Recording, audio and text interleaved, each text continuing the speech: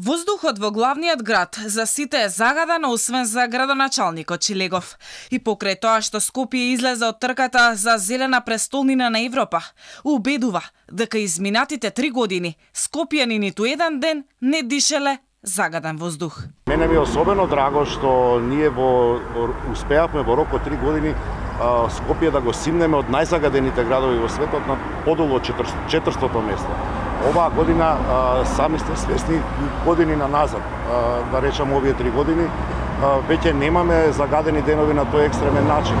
Во оваа година, дефинитивно, оваа сезона што помина, немавме ниту единствен ден во кој што требаше да бидат изречени вонредни мерки, иако да ве потсетам дека на почеток на мојот мандат, на моје барање, на моја иницијатива, беа симнати летвиците на загаденост. Дали градоначалникот Чилегов заборави колку пати Скопје беше во топ 10 градови со висока загаденост во светот само изминатата година? Истото беше и претходните години.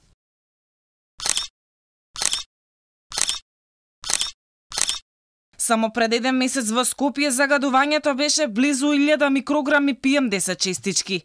И тогаш Чилегов, мавтајки со телефонот в рака, ги убедуваше новинарите во спротивното. Која камера на Алфа?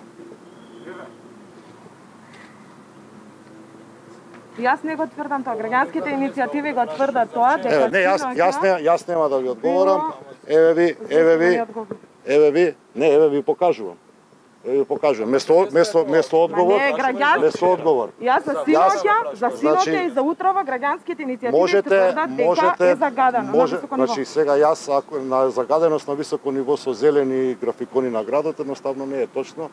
И мислам дека малку треба покоректни кон градот да видите зашто живеете во него. Чилегов ја поздравува иницијативата за независна советничка листа од страна на екоактивистите кои планираат да влезат во трка на локалните избори.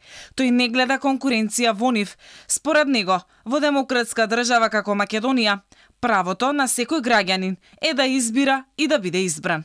Инаку денеска скопскиот градоначалник предизборно се пофали за завршениот проект, каде што официјално се пушти во употреба нова завршената делница на булеварот Никола Карев.